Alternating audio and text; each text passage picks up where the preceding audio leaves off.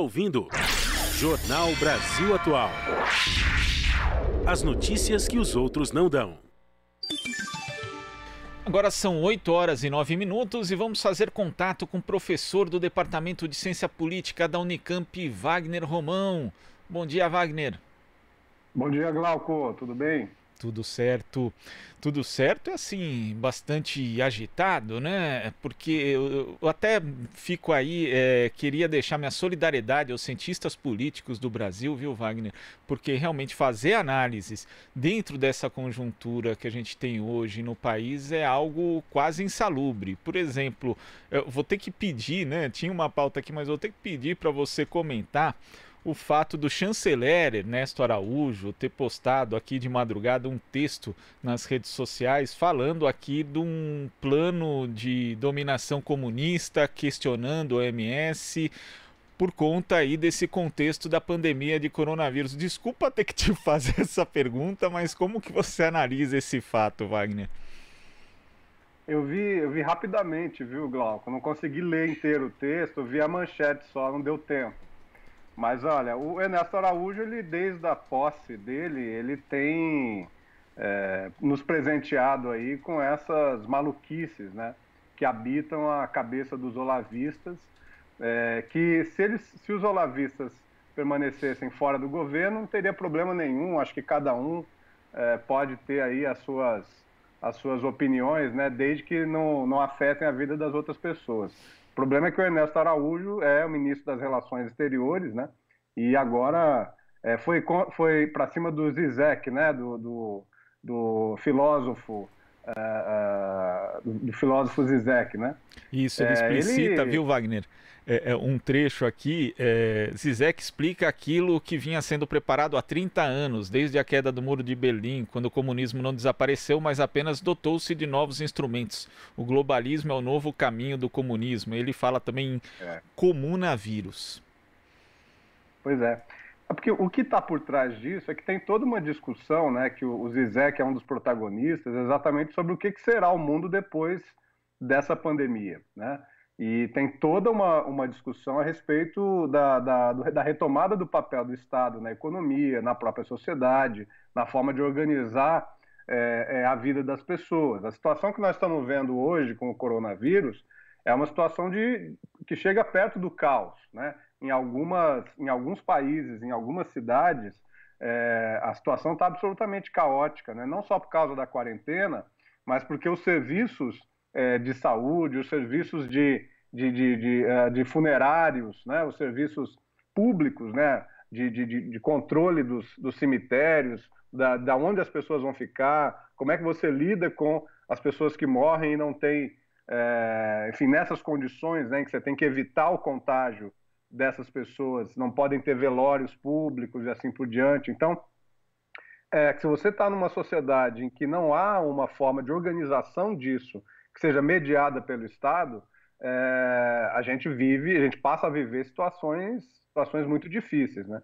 Então tem todo um debate que tem sido feito, aqui mesmo, né? A gente, de vez em quando, conversamos sobre o que pode ser essa sociedade após essa pandemia, que o Zizek tem atuado bastante e o Ernesto Araújo aí quis aparecer um pouco mais, né, trazendo essa novidade para nós na madrugada de hoje, né, Glauco? Pois é, inclusive ele associa aí o comunismo, né, o plano comunista de Zizek ao que ele chama de sanitariamente correto, que te agarra, te algema e te ameaça. Se você disser isso ou aquilo, você coloca em risco toda a sociedade, endossando o discurso do próprio presidente Jair Bolsonaro e de parte do seu ministério de afrouxamento do isolamento social nesse momento que a gente sabe, né, Wagner, é muito perigoso. Claro. Olha, Glauco, existe uma tática, né, desses setores extremamente conservadores, né, contra essas... Veja, o que é a OMS? Né? A OMS é a Organização Mundial da Saúde, absolutamente reconhecida pelos serviços prestados, né, na tentativa de, nesse contexto global, né, estabelecer parâmetros mínimos, né, para o funcionamento do setor de saúde, de controle das doenças, e ainda mais quando se trata de uma pandemia, porque Não se trata, então, de uma decisão de um país ou outro país. As decisões têm que ser minimamente coordenadas entre os países, e esse é o papel da OMS, esse é o papel, inclusive, das Nações Unidas, né? Esses setores extremamente conservadores, né, até próximos do fascismo, que o Ernesto Araújo se agrega, né? A gente viu outro dia carreatas lá nos Estados Unidos também, né? Esse pessoal que tem feito carreatas aqui no Brasil, né, contra essas medidas, que são medidas que, veja, não são apenas medidas de um governador ou de um prefeito ou de alguma autoridade pública. São medidas previstas nesses parâmetros de contenção de epidemias, né, no caso agora de uma pandemia, construídos epidemiologicamente, construídos pelas autoridades acadêmicas e do campo da saúde pública, exatamente para fazer a contenção desse vírus que tem essa forma de contágio, esse risco de contágio muito grande, né? Então, não se tratam necessariamente de decisões políticas, né? O que está se fazendo é exatamente politizar decisões que estão sendo feitas com embasamento científico, com embasamento técnico, e, infelizmente, nós temos uma parcela da sociedade que está caindo nessa conversa, né? E que, enfim, prejudica a todos. Não se trata do direito de ir e vir, né? Mas se trata de um compromisso com a sociedade que cada um de nós temos que ter, sobretudo nesse momento, né? Certo, Wagner. Agora a gente chama a participação da Marilu Cabanhas. Oi, Marilu. Oi, Glauco. Oi, Romão. Bom dia. Oi, Marilu. Bom dia. Bom, Romão, vamos falar aqui sobre ainda aquela manifestação de domingo, né? Aquela manifestação antidemocrática, né? O Alexandre de Moraes, do STF, autorizou aí a abertura do inquérito para investigação dessa manifestação. O Bolsonaro não foi citado, né, pelo Procurador-Geral da República, Augusto Aras. Agora, o que esperar dessa investigação, né, Romão? Qual que é a tua expectativa, né, já que o presidente não foi citado nesse inquérito? Enfim, você acha que esses deputados que estão envolvidos, empresários, devem ser punidos de alguma forma? Enfim, qual que é a tua expectativa, hein, Romão? Então, Marilu, primeiro me surpreendeu um pouco o pedido, né, do Augusto Aras. A gente sabe que ele é absolutamente comprometido com o Bolsonaro, né, politicamente comprometido, ideologicamente comprometido também. Mas me parece que ele precisou se relocalizar, né, se ressituar nessa situação, nesse momento, né, em que há um litígio muito forte entre estados, municípios e a União, né? Ele já tinha sofrido algumas derrotas quando pretendeu que o STF deliberasse a respeito de que a União tivesse o maior protagonismo do que os estados e os municípios, né? Nesse contexto da contenção da pandemia, né? E perdeu, né? E, assim, o que aconteceu no domingo foi algo absolutamente escandaloso, né? Infelizmente, a gente tem adotado graus cada vez maiores de escândalo, né? Na conduta do que o presidente faz e também na conduta do que os seus partidários, né, fazem. Vamos lembrar sempre, aqui falei de partido, né? Quando eles falam que o partido deles é o Brasil, não, o partido deles é o Bolsonaro, né? Porque isso não passa de uma tentativa aí de eliminar as diferenças que existem, né? Bolsonaro, quando fala do povo, temos que escutar o povo, é aquela parte lá muito restrita, não é o povo brasileiro de maneira geral. Mas voltando ao tema, eu acho que o Alexandre de Moraes fez um parecer muito forte, né, muito positivo. Essa investigação ela vai correr em sigilo, né? Ela, como você disse, não aponta nada a respeito do presidente da República, mas ela aponta condutas que teriam sido tomadas por deputados federais, e é por isso que ele pede licença ao Supremo, né, para fazer essas investigações. Eu acho que a gente precisa acompanhar, porque assim, acho que tem evidências relativamente fortes, né, de que houve sim participação, pelo menos na convocação desses atos por alguns parlamentares desse campo bolsonarista, né?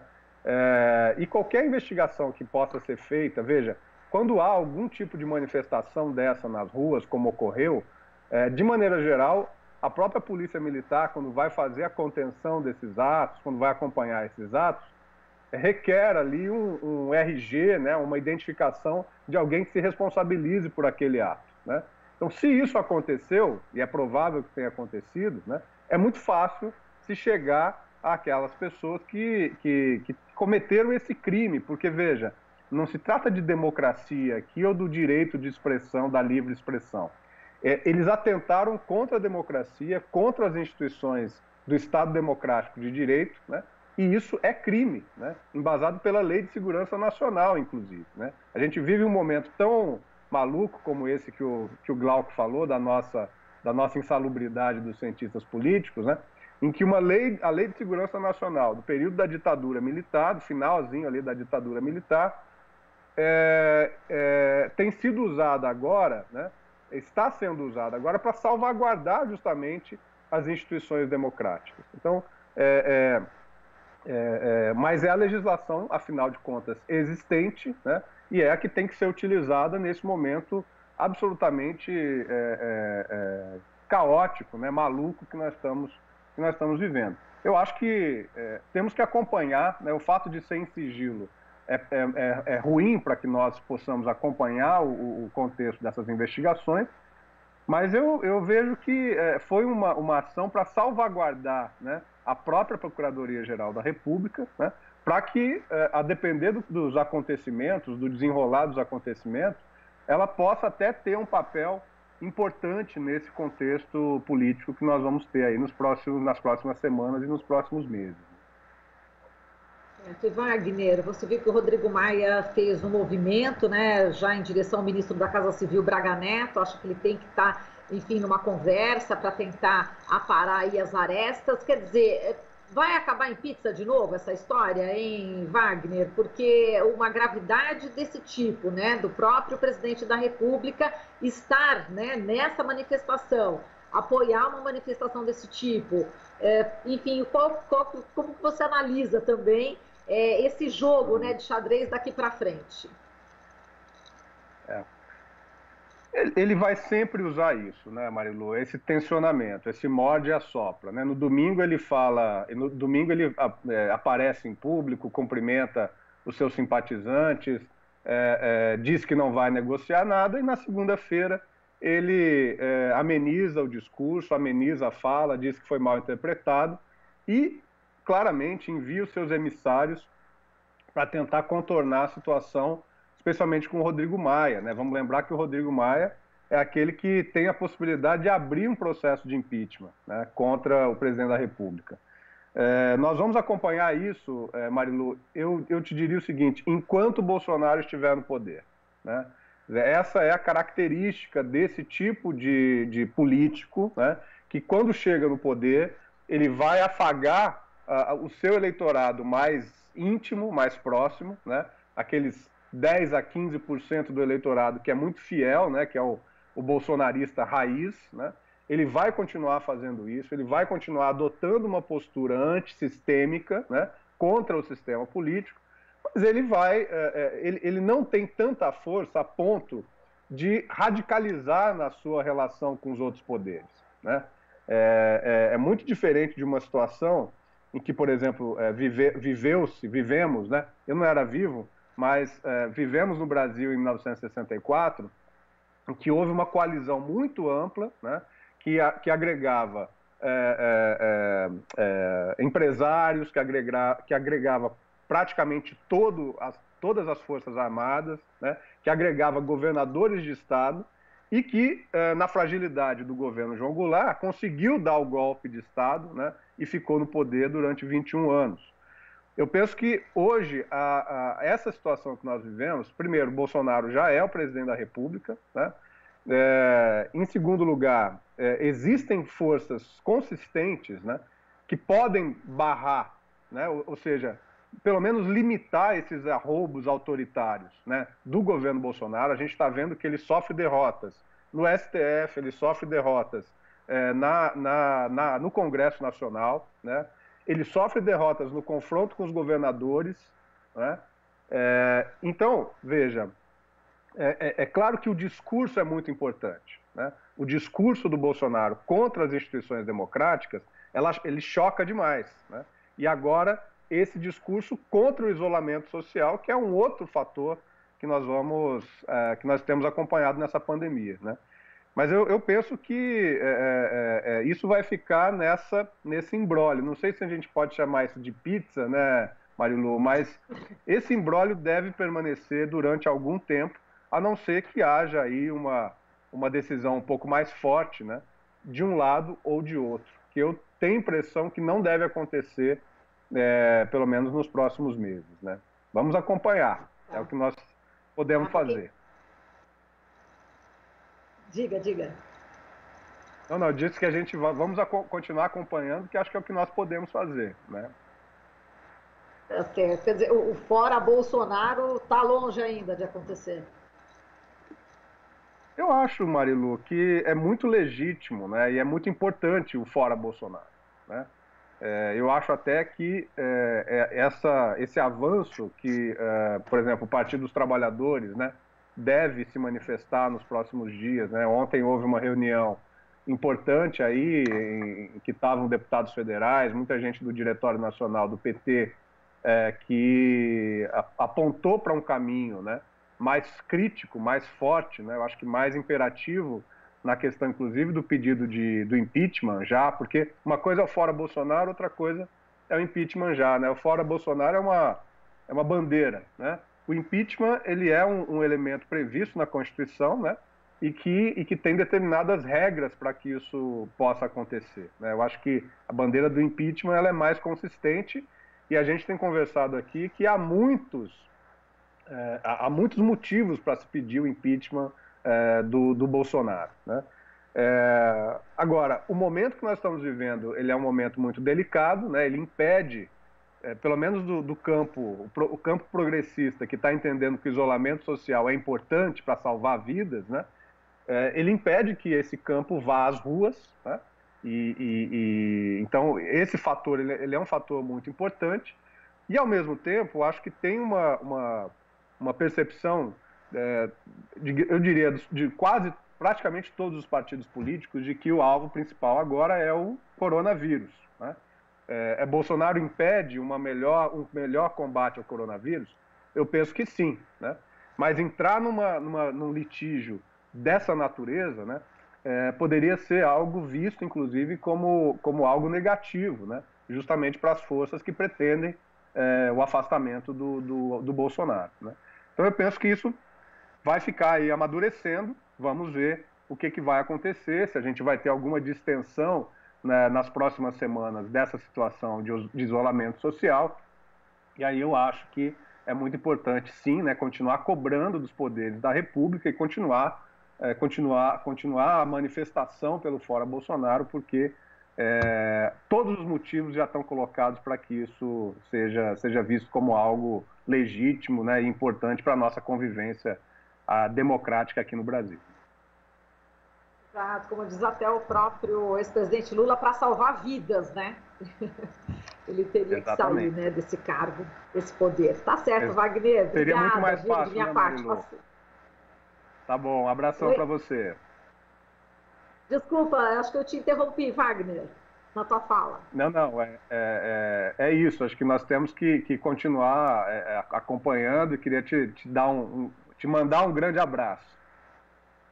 Ah, legal, valeu, que picotou aqui. Um grande abraço para você também. Te passo para o Glauco. Beijo. Tchau. Wagner, queria agradecer aqui a sua participação no Jornal Brasil Atual e até a próxima. Grande abraço, Glauco, todo o pessoal da equipe aí. Um grande abraço para vocês. Abração. Conversamos aqui com o professor do Departamento de Ciência Política da Unicamp, Wagner Romão. Você está ouvindo Jornal Brasil Atual. As notícias que os outros não dão.